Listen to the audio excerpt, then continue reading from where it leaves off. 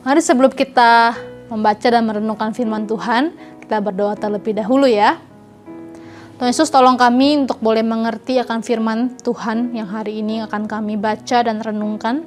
Roh Kudus, mampukan kami setelah mendengar firman, mau melakukan firman di dalam kehidupan kami.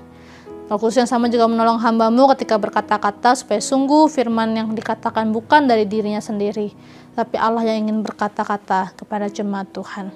Yesus, berkatalah pada waktu ini, kami siap untuk mendengar. Hanya dalam nama-Mu Tuhan Yesus, kami sudah berdoa. Amin. Gimana nih kabar kalian hari ini? Semoga baik-baik saja ya, semuanya sukacita, semuanya tetap sehat. Secara pribadi aku bersyukur banget sih ya, bisa ketemu kalian secara virtual seperti ini. Bersyukur juga gereja kita, sekolah minggu, gereja Kristus Ketapang, boleh menolong kita mencintai Tuhan lewat tayangan-tayangan ibadah yang diberikan setiap hari Minggu. Aku jadi sangat sukacita sekali hari ini. Ngomong-ngomong nih ya, kalian tahu gak sih perbedaan antara ceria atau senang dengan sukacita?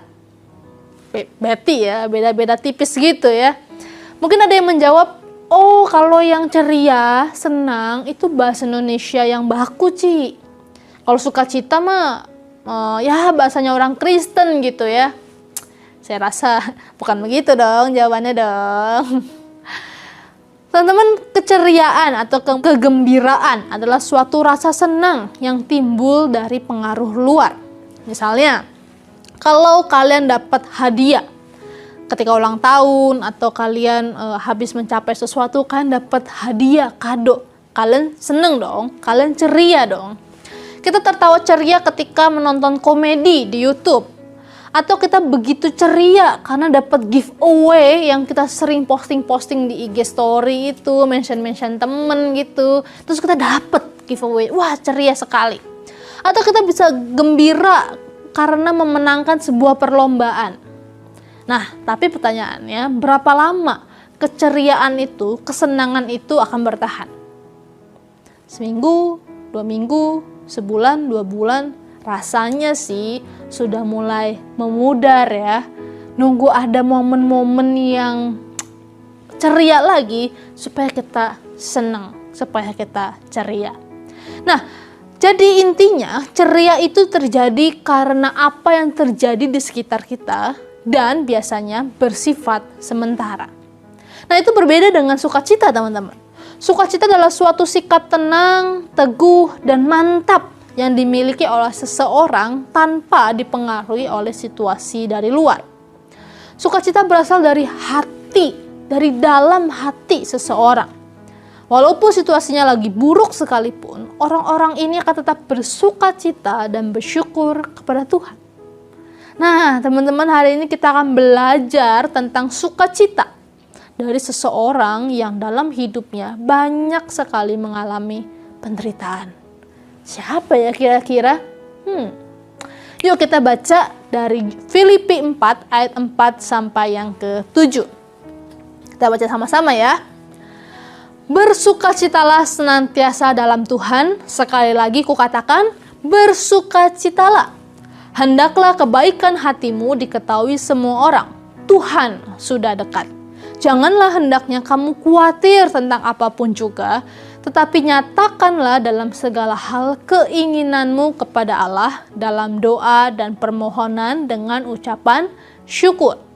Damai sejahtera Allah yang melampaui segala akal akan memelihara hati dan pikiranmu dalam Kristus Yesus. Teman-teman, dalam surat Filipi tertulis kata sukacita sebanyak 14 kali. Nah, menariknya penulis surat Filipi menurut ukuran dunia tidak sepantasnya untuk bersukacita. Kenapa ya?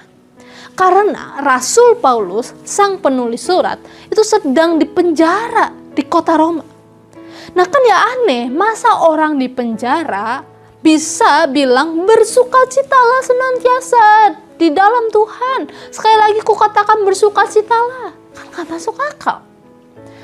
Paulus bukan hanya di penjara, dia juga sedang difitnah orang tentang pelayanannya. Jemaat Filipi waktu itu juga lagi bertengkar. keadaan yang berat seperti itu, Paulus malah menasehatkan untuk bersuka cita. Bagaimana mungkin ya bisa bersuka cita di keadaan yang menyedihkan begitu? Teman-teman, saya rasa ya Paulus itu juga gak suka sama apa yang dia alami. Dulu sebelum Paulus bertobat, yaitu Saulus, dia itu mengejar-ngejar murid Tuhan untuk dibunuh. Tapi sekarang, sejak dia percaya Yesus, dia yang dikejar-kejar sama orang. Dulu Paulus itu menganiaya, sekarang ia yang dianiaya. Dulu Paulus memfitnah orang Kristen, sekarang dia sendiri yang difitnah, bahkan oleh rekan-rekan seimannya. Di dalam situasi seperti ini teman-teman, saya rasa kok Paulus pantas ya untuk mengeluh. Paulus pantas untuk marah. Paulus pantas untuk menyalahkan situasi, bahkan menyalahkan Tuhan di dalam kondisinya. Tetapi ternyata Paulus tidak melakukannya. Paulus malah mengatakan untuk bersuka cita. Kenapa? Karena di ayat yang 7 teman-teman, Paulus mengatakan bahwa damai sejahtera Allah yang melampaui akal pikiran menguasainya. Dengan kata lain, ia ditopang oleh kekuatan yang berasal dari Allah sendiri. Paulus ditopang oleh damai sejahtera Allah yang melampaui segala akal pikiran.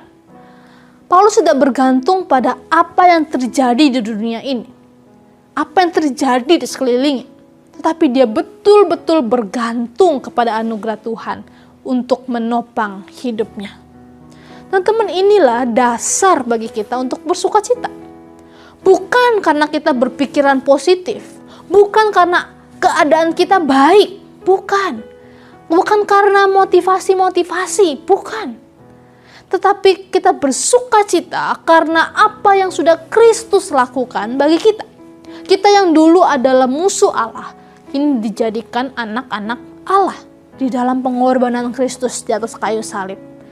Kita yang dulu harus datang ke bait Allah untuk diberkati, sekarang dimanapun kita berada, bahkan di rumah, kita bisa menerima berkat, kekuatan dari Allah.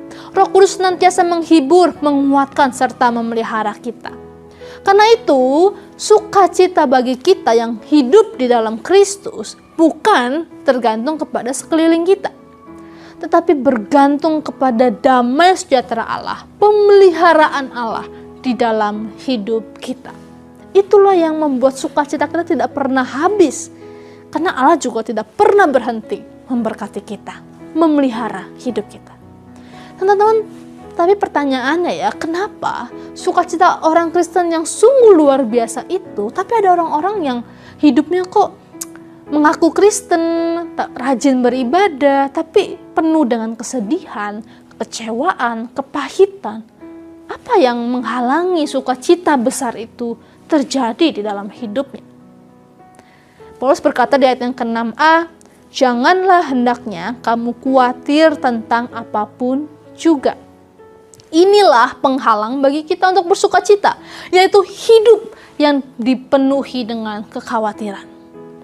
Teman-teman, khawatir itu wajar. Kita sebagai manusia terbatas melihat masa depan, sehingga kita khawatir akan hidup kita. Kita khawatir akan hari esok, apalagi di masa yang sulit ini. Orang tua kita mungkin khawatir tentang pekerjaan mereka. Kita juga khawatir apakah kita masih bisa sekolah. Kita khawatir apakah masih tetap bisa sehat. Wajar teman-teman untuk khawatir. Tetapi jangan sampai kekhawatiran itu begitu mencekam bagi hidup kita, begitu menutupi mata kita sehingga kita tidak bisa melihat kebaikan Allah di dalam hidup kita. Kekhawatiran itu begitu menguasai hidup kita sehingga kita tidak bisa tidur, tidak berani mengambil keputusan, tidak bisa memuji Tuhan, bahkan berpikir untuk bunuh diri saja, dan masalah selesai. Teman-teman, Paulus sadar pentingnya berserah kepada karya dan kuasa Allah di dalam doa-doanya. Sehingga Paulus melanjutkan ayat yang ke-6, tetapi nyatakanlah dalam segala hal keinginanmu kepada Allah di dalam doa dan permohonan dengan ucapan syukur. Paulus belajar bahwa ketika ia berserah kepada Allah dalam doa dan permohonan disertai dengan ucapan syukur, maka kekhawatirannya itu akan diganti dengan damai sejahtera Allah. Inilah kunci sukacita Paulus, yaitu penyerahan diri yang terbatas ini kepada Allah yang tak terbatas dan maha kuasa. Teman-teman, Allah bukannya tidak mengalirkan sukacita dan damai sejahtera dari surga. Namun seringkali masalahnya ada pada diri kita. Diri kita yang terlalu khawatir atas segala sesuatu. Diri kita yang menyalahkan orang lain, menyalahkan keadaan atas hidup kita. Mari kita berserah, bukan menyerah. Berserah berarti tahu bahwa Allah sedang memelihara kita di tengah kondisi yang tidak menyenangkan. Berserah berarti percaya bahwa Allah memimpin kehidupan kita, bahkan di masa-masa sulit sekalipun. Berserah juga berarti mengizinkan Allah yang berkarya di dalam hidup kita.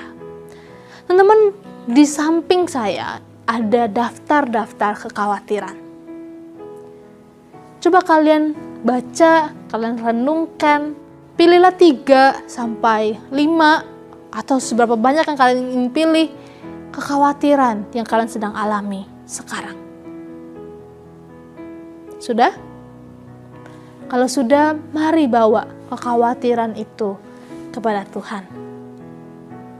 Dan Dia akan memelihara hidup kita. Mari kita berdoa.